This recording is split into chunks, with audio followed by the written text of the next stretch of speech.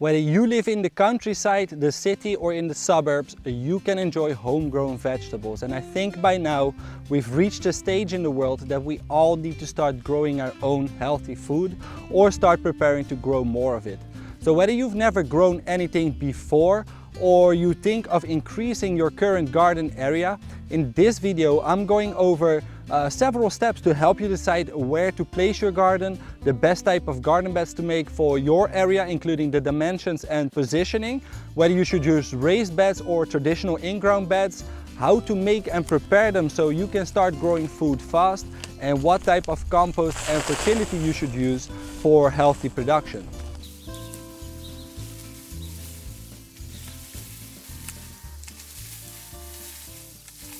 Hey guys, I'm Moreno from rootsreconnected.com, and for the past 5 years my wife and I ran an organic market garden in eastern France. We are currently in the process of building out our new garden beds here on our new farm, and I wanted to take you through the process of how we go about building these beds from scratch.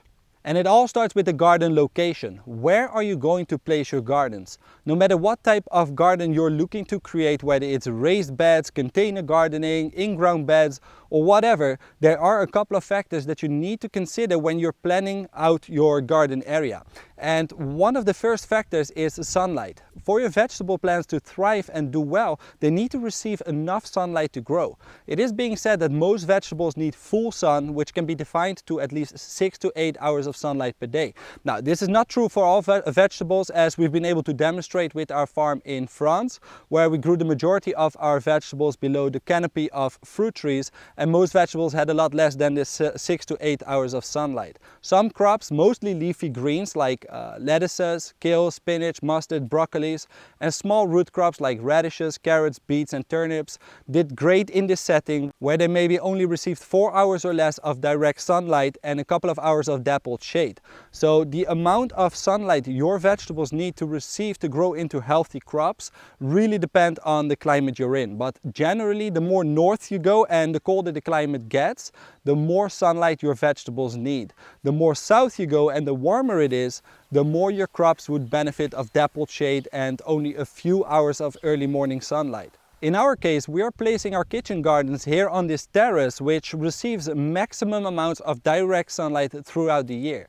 Because we are in a hot Mediterranean climate, we will actually need to shade our gardens during the warmest parts of the year to make sure that we can give our plants a break from the excess heat and direct sunlight. Otherwise, simply all of our produce would perish quickly and we would be very limited with the types of crops that we could grow. That also counts for water availability and accessibility, which is another consideration when thinking of the placement of your gardens. Nothing is more discouraging and burns you out faster than having to spend hours per day hauling in buckets to water your gardens. Definitely here where we are with the extreme heats that we experience. You want to make sure that you have a water source close by so that you can easily access it and provide your plants with sufficient amount of water so they can thrive and provide you with healthy food. In our case, in the next couple of weeks, we will install an entire automated irrigation system in our gardens here, so we don't have to worry about hauling in buckets of water from our well, which is located at the other side of our property. Another important consideration to think of when deciding on the location for your gardens are microclimates. Almost every garden will have some microclimates where places are either more windy, sunny, dry, wet, protected, or experience different weather conditions caused by either natural or man-made factors. When looking for the location of your garden, consider nearby trees and shrubs, hard surfaces like roofs and roads, and nearby structures. These elements all influence your garden area. Since our garden areas are so exposed here, we plan to plant a variety of trees and shrubs throughout the entire garden, but specifically on the west side. This will allow us to grow trees that will eventually be able to shade our gardens from the hot summer sun and give our plants a break from the heat. At the same time it will block the sun, it will also directly act as a windbreak, reducing stress on our plants, which in turn will allow them to have more energy to focus on their growth. Another important thing to consider is the level of the ground. When choosing a location for your garden, try to avoid any low spots or depressions. These are areas where water tends to collect and soil stay longer wet in spring, making it more difficult to get your plants going. And in some cases, these areas might even be waterlogged, making it impossible to grow your vegetables there. Not only that, just like water tends to move to these places, so does cold air. Cold air follows the path of least resistance downward of a slope, where it collects and creates frost pockets. Where this cold air is trapped, it extends the frost periods, ultimately reducing the growing season there. On the other hand, warm air rises up the slope, so these areas tend to be warmer. Our land is the perfect example of this. Where we are installing our gardens currently, we are about 3/4 up the hillside. On the eastern side, we are protected by these beautiful large boulders, which are protecting us from the prevailing winter winds. If we get any cold air during winter, it will gradually move down our west slope into the valley.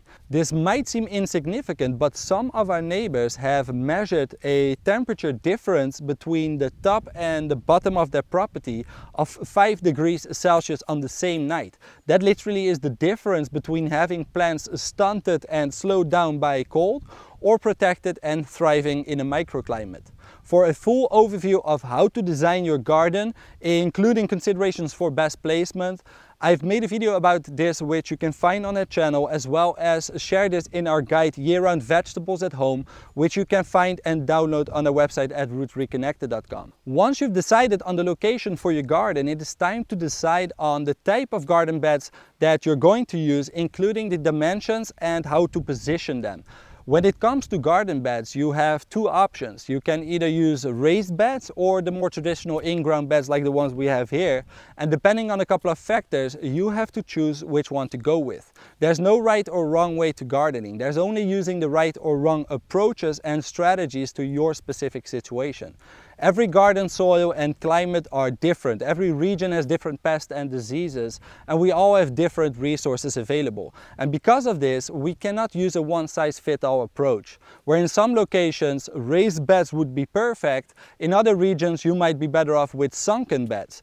And to help you decide on what type of garden bed you should use, we need to go over a couple of basic gardening fundamentals that will help you figure out what will be the best for your situation. Let's start with climate. If you live in a colder climate with regular frost in winter or receive regular precipitation, your soil will benefit of extra drainage and heat. In this area, soils will freeze and tend to have a high water table, meaning that you won't be able to work the soil until it thaws and warms up, generally in early to late spring. Your goal in this climate is to create garden beds that warm up faster in spring and create better drainage so that you can start planting earlier, resulting in sooner harvests. On the other hand, a warm and dry climate like the Mediterranean, where frosts can occur but are not frequent, mild, and where rainfall usually only happens during the winter months, you can potentially grow food all year round. Your goal in this climate is, unlike in a cold climate, to avoid your garden beds to overheat and retain as much as possible moisture. So whether you should use raised garden beds or in-ground beds depends on a couple of factors. And to help you answer this question, let's look at a couple of pros and cons of both these bed types. Starting with raised garden beds. First, what are they? Raised garden beds are beds that are generally raised with a structure made of wood, metal, stone, or other materials. Here I'm standing next to a bed that we've raised some 20 centimeters simply by creating a plant border with rocks that we had laying around on our property. We also have the traditional style market garden beds following the no-dig method, where we simply add organic matter in the form of composts or well-rotted manures to the soil, which inevitably raises the beds somewhat. These are kind of slightly raised garden beds, but directly built in the soil without any materials to hold the bed in place. And then there are the raised garden beds that are raised significantly from the ground up to knee or waist height with some form of structure. We personally won't use those types of beds in our climate, as I'll explain in a little bit, but there are several benefits to using raised garden beds. First, these types of beds allow you to add a significant layer of compost and growing medium that will be laid on top of existing vegetation. Now, depending on the depth of your beds, in some cases it's beneficial to first lay down a layer of cardboard to deprive the existing weeds from sunlight that will eventually kill them. This means that your garden beds will pretty much instantly be weed-free from the start. Another benefit is that these types of beds tend to warm up faster during spring, allowing you to start planting much sooner. In some places, so much so that the growing season is increased by several weeks. And that is a lot of time for plants. When you can get growing earlier, after winter, this inevitably will result in you having fresh vegetables sooner. And I can tell you from experience, there's nothing more satisfying than eating those fresh veggies from the garden after eating months of preserved veggies from the pantry. Nothing beats going in the garden and harvesting your own fresh meals. Raised garden beds are also great for you if you are physically not like a 20-year-old anymore and you start to feel things in places that you didn't even know exist. By raising your garden beds to knee or waist height, you won't have to do so much bending. This is a great benefit if you have back problems or issues with bending over too much. These beds are also known to reduce a significant amount of pest pressure in your garden. Slugs, snails, moles, grubs and other critters can all become less of an issue as you raise the garden bed above their habitat or reach. And in some places with lots of moles and gophers and similar types of creatures, laying down a mesh at the bottom of your bed before adding compost to it will allow you to garden without having to worry about them. Another benefit is the improved drainage in these types of beds. You can decide what type of garden soil you start with, and if you don't fill the beds up with heavy clay soil but use well-rotted manures, compost or well-draining medium, you won't get waterlogging problems and will reduce diseases in plants significantly and will allow you to get a head start in spring. But like with anything in life, it's not all benefits and there are some potential downsides to these beds. As I just mentioned before, these beds tend to heat up quicker, and where in some climates this is exactly what we're looking for, in others it is something that we need to avoid, like is the case for us here in this climate. Here we don't want our beds to heat up quickly, but instead try to avoid any excess heat and sunlight reaching the beds. And as the beds heat up quicker, so does the watering inputs increase. These beds tend to dry out faster than traditional in-ground beds, so we'll need to increase the amount of times that we water them. Again, not a problem in an area that receives regular rain, but more problematic in drier regions. Here we want to always conserve as much as possible moisture in our soils. Another potential downside is the amount of inputs raised garden beds require. Whether you're going to use wood, rock, metal or any type of material, cost can add up quite quickly. Filling up a raised garden bed with high quality soil and compost can be quite costly. Of course, with a bit of resourcefulness, some time and planning, much of this can be done for free, but it is still a consideration. Same goes for the labor-saving gardening tools that we use in our beds. We personally use professional seeders, bed rollers, rakes and some other tools that help speed up a lot of the processes in the garden. And depending on the height of your raised beds, these might not be easily used with this setup. On the other hand, we have the more traditional in-ground beds, which come also with its own set of benefits and challenges. These beds are basically the opposite of raised beds. These are not raised or only slightly and are directly made on the surface of your soil. Since you only need very few materials to build these beds, they are very quick and easy to install. Simply convert your piece of ground into growing beds and you can potentially start straight away. This also makes them a much cheaper option compared to raised beds, since you need a lot less resources. Due to the nature of these beds, you have a lot of flexibility in shapes, sizes and orientation. This can allow you to optimize your growing space considerably. Most gardening tools we use that make our gardening experience a lot more enjoyable are easily used on these beds, allowing you to benefit from a wide range of tools. And unlike with raised garden beds where you import a lot of new soil, in-ground beds have the benefit of tapping directly into the existing soil food web where lots of activity and exchanges are going on between organisms. This allows you to potentially immediately benefit of these interactions. And just like there are benefits, there are also some potential downsides. Depending on your soil, in-ground beds could have more issues with drainage. Soils naturally compact over time if they're void of any trees or vegetation, which in turn could lead to compaction and waterlogged conditions. Since these beds are made directly in the soil without raising them, usually this means that you need to remove grass, weeds, and a lot of unwanted plants. It can be very difficult with in-ground beds to manage them, and with a bit of tilling you will create a gardener's nightmare. And just as great it can be to tap into the native soil with all of its benefits, it can also lead to problems. When creating your initial beds, there will be a lot of organisms living already in the soil, feeding on the existing vegetation. Once you remove this vegetation and you plant your vegetables, these organisms have no other choice than to eat your plants. These beds also require a lot more bending over or working on your knees. Not so much of an issue when you're young, strong and in good physical health, but definitely a consideration if you're physically impaired. So this brings us back to the first question. What type of bed should you choose? And to be honest, only you can answer this question. Personally, we use the semi-raised beds that are simply raised by placing compost on the soil next to the few beds that we raised slightly with the rocks, but this was more for delimitation of the area and aesthetic purposes than anything else really. As for the in-ground beds, we have used these types of traditional beds in eastern France where we had heavy clay, lots of rain and cold winters, as well as now in Portugal where we have lots of clay again but with many rocks in it and only little rain and mild winters but very hot summers. They're cheap, easy and quick to make, improve drainage without drying out fast, and allows us to use the most of our labor-saving gardening tools. It's easy to standardize them, which makes crop planning much easier. They're easy to work with and move around, and the benefit of an existing soil food web, which is key for healthy plants. The type of bed you decide to use will have a great impact on the efficiency, practicality and ultimately your production.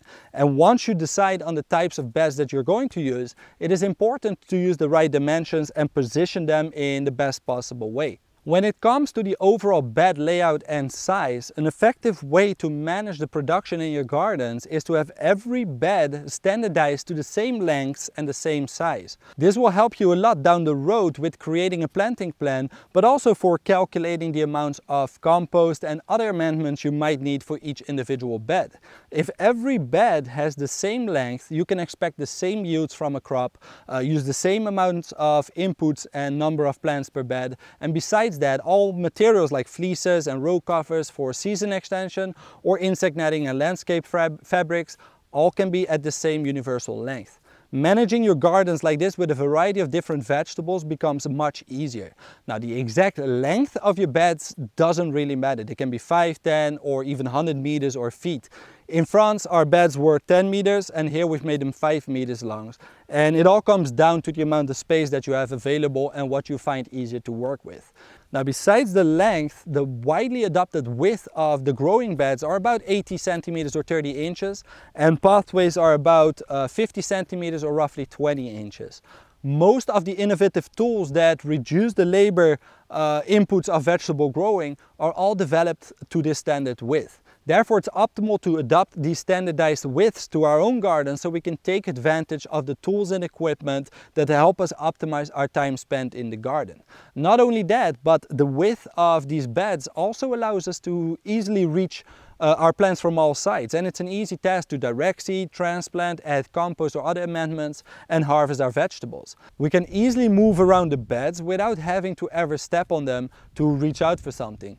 This makes them very ergonomic and practical garden beds. Now, when it comes to the actual positioning of your beds, there are a couple of things to take into consideration. First thing to look at is the way the water flows in your garden, and unless you have a relatively flat area, chances are that you have a high point and a low point. You want to make sure that the way you position your beds is not going to create any problems with water saturation, nor creates potential small erosion problems in large rain events. Now, on flat land this won't matter, but as soon as you're working with a bit of a slope, the way you position your beds will impact how water will behave. If we would locate our growing beds exactly on contour, we would potentially create a water capturing system, much like the swales that we built here for our food forests. These are constructed completely on contour so that we can capture any drop of rain that falls in the landscape. Now, if you're on a slope and put the beds exactly on the opposite way of the contour, we are potentially creating a complete drainage system, and depending on the slope of your land, we are creating the possibility for erosion to happen where we would lose valuable topsoil. Therefore, what I recommend for growing vegetables is to position the beds slightly off contour. This way, in large rain events, the water still has the time to be slowed down by the beds, thus preventing complete runoff and potential erosion, and also have more time to infiltrate in the soil without creating waterlogged conditions. All the excess water can simply move away from your production towards the lower point of your property in a passive way. This is how we design and locate the beds in relation to the slope of a property. Now, if you're dealing with flat land where you barely have any slope, you're not looking to optimize your beds in relation to the slope, but in relation to the sun angles. As we know, the sun is highest in the sky in summer and lowest in winter. And the way you position your beds in relation to these angles can either positively or negatively impact the growth of your vegetables.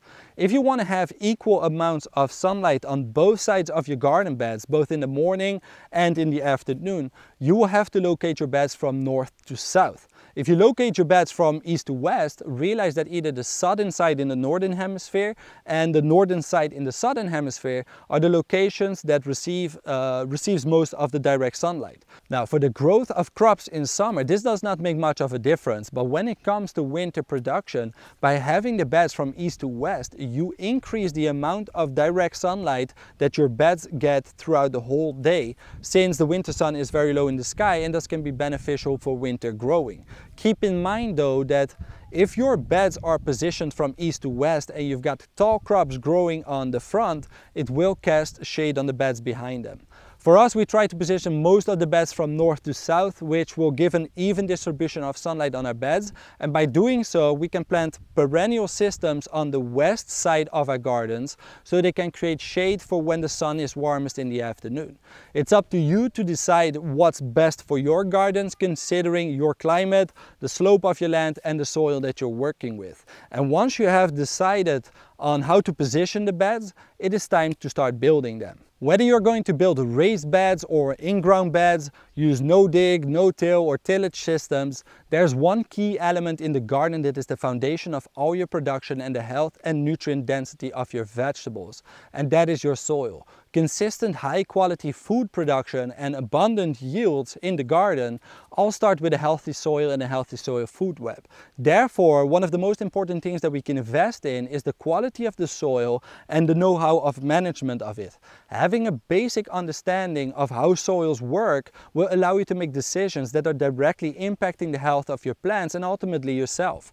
And the soil food web plays a key role in this. Now, I've covered more about this topic in our video, What is No-Dig Gardening, which you can find on our channel, so I won't go any further into this here in this video. But what I do want to share is how you can start to create your growing beds when you turn an existing lawn into a vegetable garden. And there are a couple of ways you can go about it, either through tilling the garden, using a no-till approach, or a combination of both. Over the years, we've tried many different ways to turn an existing lawn into gardens, and by far the solution that worked the best in our situation was using the no-dig approach.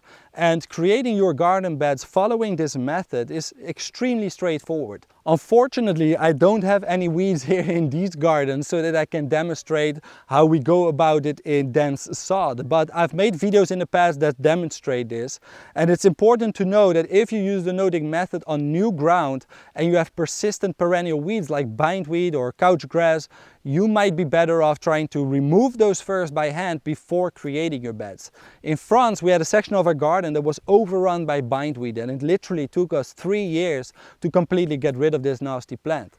When we created the beds, we tried our best to remove most of the roots, but they spread out far and wide, and even a tiny piece can resprout into a new plant. So we really had to stay on top of it.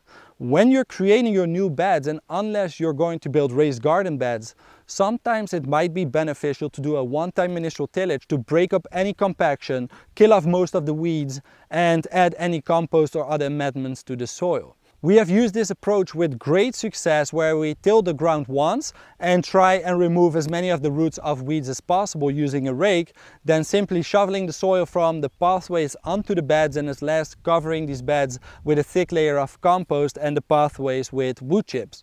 This worked extremely well for us. We've also used the approach where we lay down cardboard directly on the weeds without tilling the ground at all. But if you happen to have a lot of perennial, well-established weeds, they will very likely have energy enough in the root systems to eventually push through the cardboard and grow into your beds. So using this approach is great on a lawn that is regularly mowed and you don't have a lot of creeping perennial weeds like couch grass or bindweeds. Otherwise, I recommend to do a one-time initial till, remove any roots that you can see with a rake, and then create your growing beds. In this garden I'm standing in now, we've done some earthworks roughly 8 months ago to create a flat area, and normally when you start moving lots of earth around and leave it exposed, weeds will start to germinate and try to recover the soil. Since we've created this terrace, it has rained several times and had lots of sunshine, yet we barely have anything new sprouting, which for me is a good indication that I don't need to do much work to create the growing beds. All we must do is simply create our beds with some compost, mulch everything, and then we can start planting directly. Since the soil lacks quite a bit of organic matter, we'll add a layer of roughly 15 to 20 centimeters of high quality compost to the surface without incorporating it into the soil. Eventually the soil food web will start to do its work and all the critters will move the compost to different layers in the soil, making nutrients available to our plants. It is critical that when you create beds like this, you use the right compost for the job. Not every compost is made the same or appropriate to use immediately. You want to have compost that is cured or aged for at least 6 months before you start using it. Often when buying compost in bulk from, say, local green waste compost facilities, it's still very hot and fresh and not fully broken down. Generally it's only 1 to 2 months old and still in the process of breaking down the organic matter. If this is the only type of compost that you can purchase, I recommend creating your growing beds in autumn and start growing in it in the following spring. Like this, it has enough time to continue to break down, cool down and improve before you start planting your vegetables in it. If you happen to plant into fresh compost that is hot and not fully broken down, you will notice that your plants will be stunted and they're not able to grow abundantly. Often you will notice some discoloration where plants turn yellow and lack a bunch of different nutrients. This is because the medium is still breaking down the organic matter and uses nutrients to do so. So they're essentially locked up until the decomposition process has finished, and then it can give these nutrients back to the surrounding soil and your plants. Now the type of compost you use really depends on what you have available locally. We've used all sorts of compost, from green waste to composted manures to any combination of it, and they've all worked fine as long as they were aged properly. But the general rule of thumb when it comes to compost quality is the more diverse a mix is, the higher the quality of the compost. Therefore, I always try to get my hands on a mix that contains well-rotted animal manures, green wastes, vermicompost, and in some cases some additional fertilizers in the form of algae and rock minerals. You will usually pay a premium for this stuff as it's high quality, but when you create new growing beds, you set the foundation for the future of your garden. So you're investing a bit of money into the health of your soil and ultimately the health of your plants and yourself. And once you've created your beds, it's just a matter of filling up your pathways with anything that you can get your hands on, preferably compost in wet areas with lots of slugs, and anything else like wood chips, straw or grass clippings if slugs are not a problem. Then give your beds a good initial deep soak and you can start planting your vegetables straight into your beds and enjoy your new garden. And it is time for me to start investing a little bit of time in this garden right now, otherwise it will never get done. But once it's created, I will take you on a full tour showing you all the different features that we have planned for this garden. If you want to learn how you can have year-round vegetables at home, make sure to head over to rootsreconnected.com and grab yourself a free copy of our guide that lays out the exact steps. Looking forward to sharing the updates here with you, and I'll see you in the next video.